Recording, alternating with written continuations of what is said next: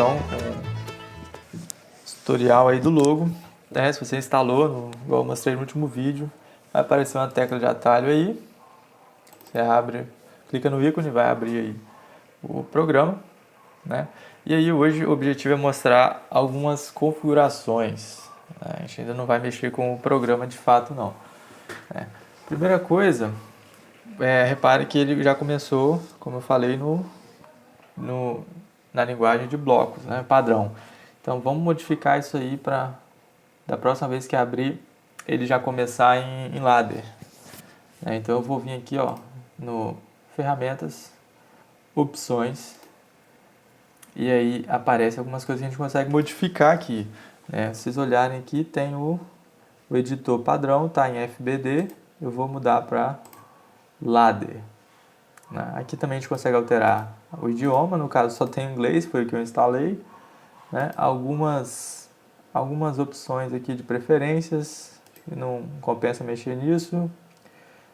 A parte de impressão, se a gente quiser imprimir o projeto, a gente consegue definir aqui o que a gente quer que apareça na folha, o zoom, né? O tamanho que vai aparecer o programa, mas isso aqui dá para acessar mais para frente, depois eu faço outro vídeo sobre isso, qualquer coisa. Mas outro parâmetro que pode modificar as cores, mas eu não recomendo mudar muita coisa. Talvez o background aí, a cor de fundo, se estiver te incomodando branco, pode modificar, mas não coloca uma coisa muito extravagante não, senão vai cansar a sua vista, né? Então, caso você queira modificar aí, é só dar OK e ele vai fazer essa modificação. Vou voltar aí para o branco mesmo.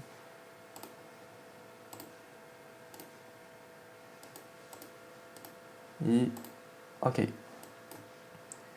Bom, eu comentei lá também no outro vídeo sobre a possibilidade de baixar o idioma para passar para português, né?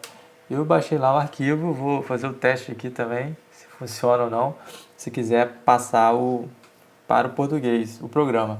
Então, você tem que vir aqui em Help, ajuda, tem um centro de atualizações aqui, e aí você clica, vai dar um recadinho, bota em Next, e aí se você baixou o arquivo, você vai clicar aqui no sistema, né? Arquivo do sistema. Se não, se tiver o link na internet, você coloca aqui. Então, baixei o arquivo, dá em Next, aí você tem que procurar onde que você baixou esse arquivo. Eu coloquei, caramba, na minha pasta de downloads. Vou caçar aqui agora. Aqui, beleza. Aí você seleciona a pasta que você baixou e ele vai procurar o arquivo. Apareceu aqui, ó, pacote de português. É só selecionar e NANI? Next. E deu errado. Talvez se eu abrir esse programa como administrador, vamos ver se vai ou não.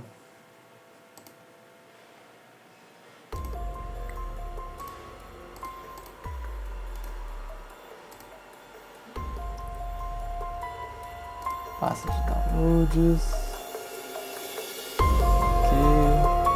Next.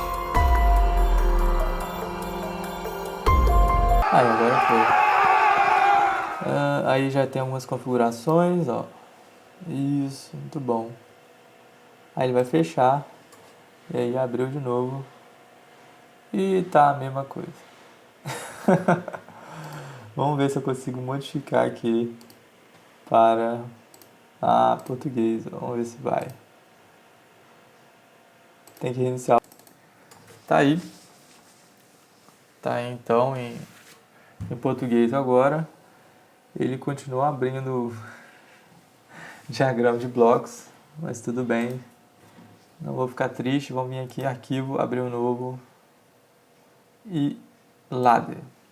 Tá, outras configurações que a gente pode fazer aqui, por exemplo, em formato, fonte, a gente pode modificar aqui a letra, tamanho e o tipo de letra que a gente vai utilizar para fazer os comentários no programa, que eles são bastante importantes para a gente saber o que a gente fez depois, né?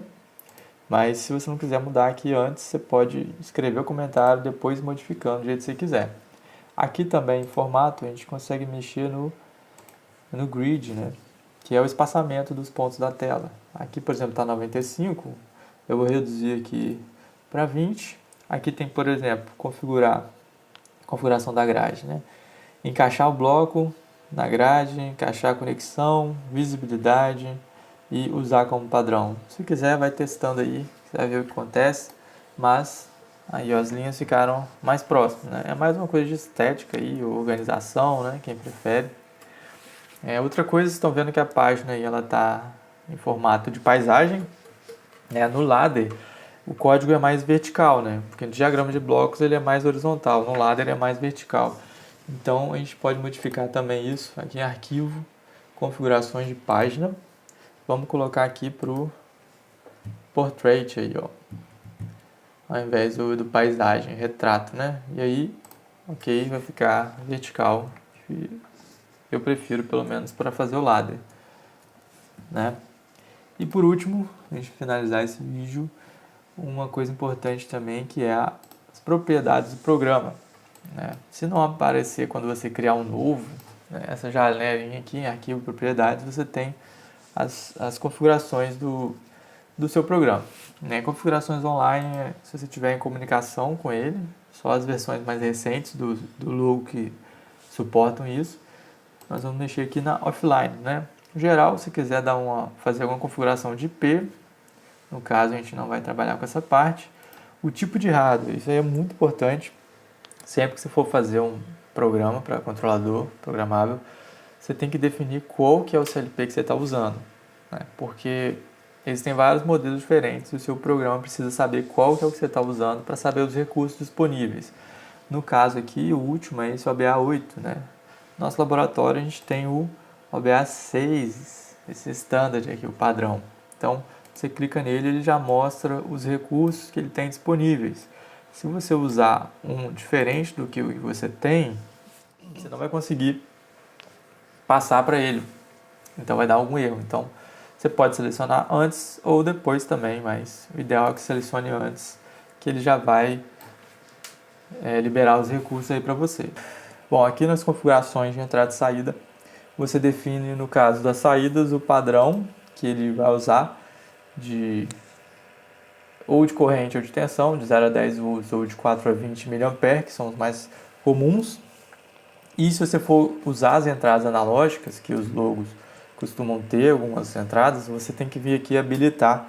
No caso, se você quiser não habilitar nenhuma, se você quiser habilitar 2 entradas, ou se habilitar 4, que é o que a gente tem lá no laboratório, ele tem 4 entradas analógicas. Então você pode habilitar as 4 se você quiser utilizar elas, certo? O nome das entradas e saídas, isso aqui a gente pode fazer também em outro momento, mas aqui você pode definir todas as variáveis do seu programa, que é muito importante também.